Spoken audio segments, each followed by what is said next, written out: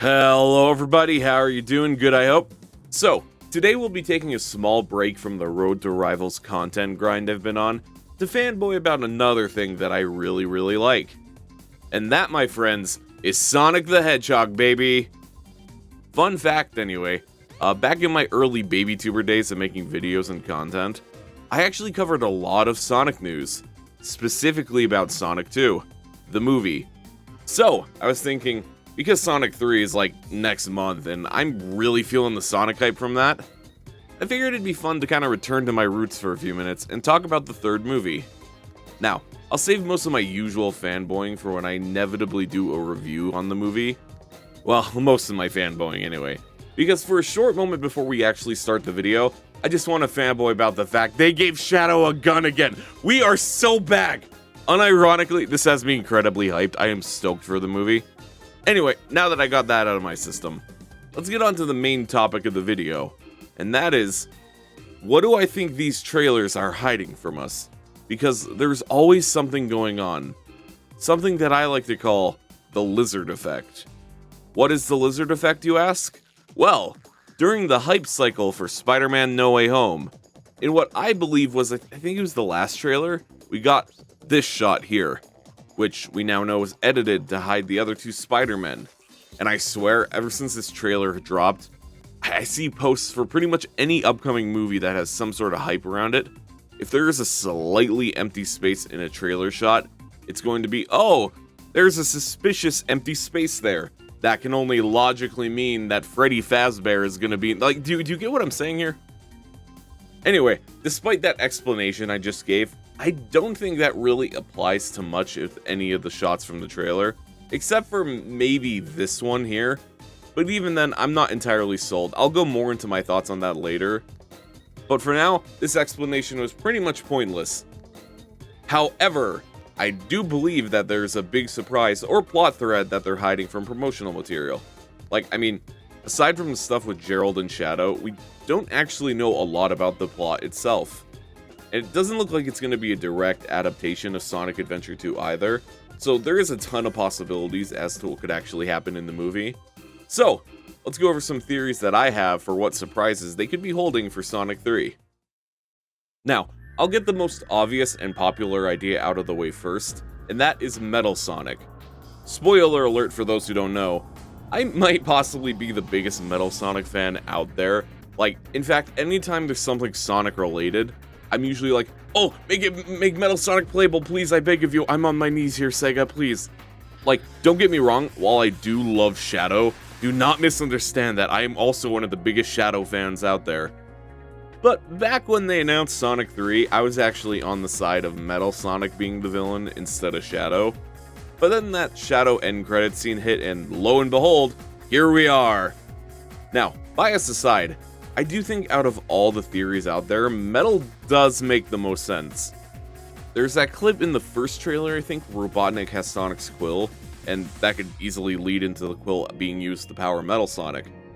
And let's be real here, usually with these types of movies where two rival characters are fighting each other, there's usually a third-party antagonist that requires the two characters to team up to defeat. Like, in Godzilla vs. Kong, it was Mechagodzilla. In Batman vs. Superman, it was Doomsday. And thematically, it just makes sense. Like, if Metal's included, you got the dynamic of Sonic, the actual real Hedgehog, Shadow, the supposed faker, and then Metal, the actual faker who believes himself to be real. Like, that's just a cool dynamic for a fight. Well, that's assuming they give Metal an actual personality again, outside of beep boop. That being said, if Metal isn't in this movie, I think that means he's a lock for the fourth movie. We're kind of running out of Hedgehog-adjacent characters. So, unless they want to pull out Memphis, Tennessee, or Mr. I Am Not Weak, we're kind of running out of, like, the smaller characters to use. Another character that I see talked about frequently for the surprise character role is actually Amy. And yeah, she makes the most logical sense to join the main cast. Like, if we look at Sonic 2, they added both Tails and Knuckles as main characters, which, honestly, 2 new main characters per movie is kind of the best way to build the cast without making Team Sonic feel, bloated. So, if we're looking at Sonic 3 here, we have our rival character with Shadow, But we don't really have a new ally for Team Sonic yet. I guess you could count Knuckles as the new ally, but I don't know, that's a boring way of looking at it. And like I said, Amy just naturally fits into that role. Besides, let's consider a hypothetical ending here. While seeing Shadow with an actual family again would be genuinely heartwarming, we also have to remember it's Shadow we're talking about here.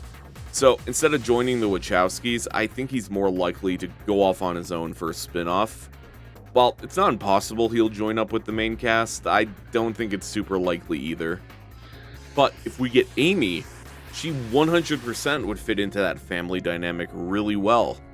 And Amy's characterization has kind of been all over the place the last couple years.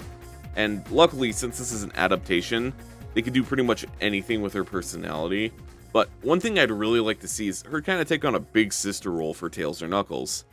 Not only would it be interesting to see her deal with movie Knuckles antics, it'd be super adorable to see her interact with the movie version of Tails.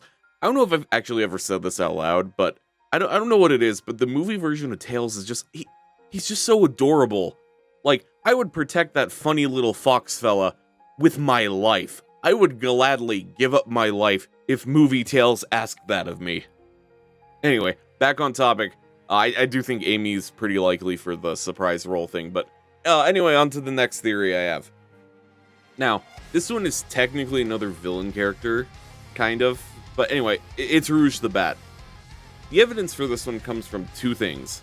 One, obviously she was introduced in Sonic Adventure 2, and while this isn't a direct adaptation like I said earlier, it is still taking a lot of elements from the game with Gerald, Shadow, and I think this is supposed to be the arc, so naturally she just kind of makes sense here.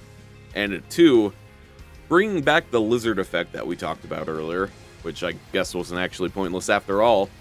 Anyway, there's this shot here from Entertainment Weekly, I think it was, and while I don't entirely buy into this theory myself, it is hard to ignore that Rouge would in fact fit into that empty space right there. So it definitely does count as evidence. However, I'm not actually confident in this theory because, well, why? And I don't mean why Rouge, but more so, why keep her a surprise? Like, she's definitely a fan favorite character for sure, but I don't know, I just can't wrap my head around the idea of keeping her a secret. She feels like the type of character you would have put in, like, the second trailer to go, oh, look, it's the character from the game, you guys know her. Unless they're keeping her secret for another reason, and that is because we all know the internet would explode for two reasons. Anyway, on to the next one.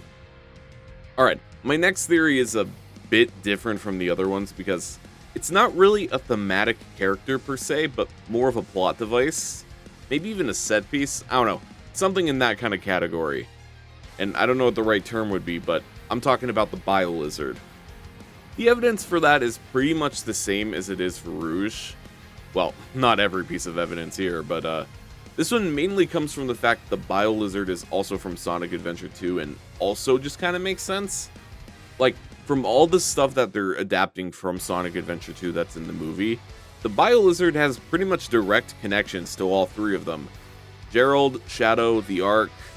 Anyway, continuing from where I left off with the Rouge theory I had, with the whole why keep it a secret, well, in this case, it's less keeping a main character out of promotional material, and more keeping a plot device slash the final act set piece secret. Although, despite everything I just said, I'm not really confident in this theory either, and that's for one big reason no one is addressing.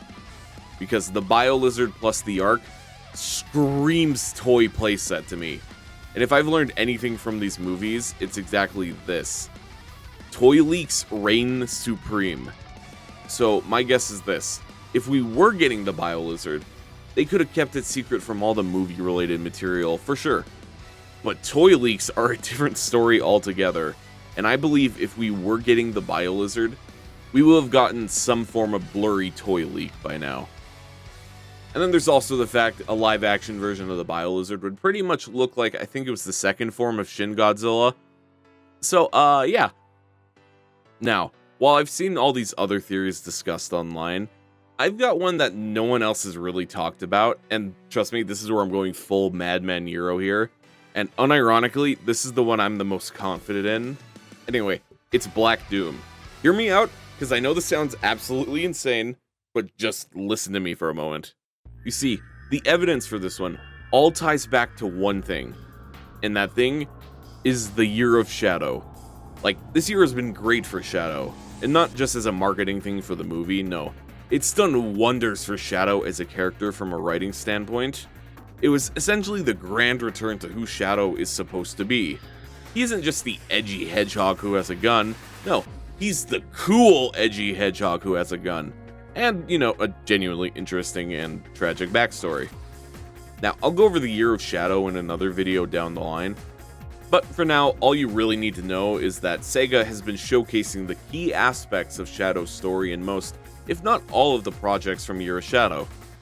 And those key points usually revolve around the same 4 characters. Shadow, obviously, Maria, Gerald, and Black Doom. And obviously, we've already got 3 out of 4 of them for the movie, so Black Doom, in my opinion, logically fits. Now, unlike the other theories here, I don't think Black Doom will actually physically be in the movie. Let me explain. I think Black Doom, instead of being involved directly with the plot, will be more of a presence you feel in the movie. You know, someone scheming in the background. Let me set the scene here. Imagine this. Gerald could be explaining Shadow's backstory to Robotnik or Tom or really anyone, but have him say something along the lines of, over time, he got desperate to create the ultimate life form. Maria's sickness was growing worse and he ultimately didn't have much choice left. So, he made a deal with someone. No, not someone. Something. And boom! Now you've hooked your audience into thinking, oh, what is he talking about? Who is this? You could even do something along the lines of Gerald saying, now that Shadow's woken up, he'll be coming for what is rightfully his. Or something like that. I don't know, I'm not a writer. And boom. Now, not only do you have an Emperor Palpatine-styled character for Sonic 3, you've also got a setup for the inevitable Shadow spin-off. Because, let's be real here, it's 100% going to happen. You don't get Keanu Reeves as Shadow and use him once, you know? But yeah, those are my theories as to what secret they could be hiding for Sonic 3. Now, there is the chance there might not even be any surprises, and honestly, I'm more than fine with that. Everything about the movie as it currently seems is more than enough to keep me hyped. Like I said earlier, they gave Shadow a gun. Any surprise after this would just be a neat bonus. But yeah, that's this week's video. We'll probably be back on the Rivals grind next week because we are so close to launch and I'm incredibly hyped. So we'll probably go over some skin ideas or I'll rank some characters, you know, something like that. Anyway, as always, if you're looking to support the channel, you can now become a true supporter through the membership. Members get exclusive content such as loyalty badges, super cool emotes, early access to new videos along with a shout out at the end of every video, and other various perks. Or, if you're in the need of some gaming energy, go pick up some Poggers and use code EuroPoggers at checkout, or use the link in the description. Anyway, thanks for watching, I'll see you in the next video, and don't forget, Wade Whipple is 100% going to be the surprise character. He's going to solo both Sonic and Shadow.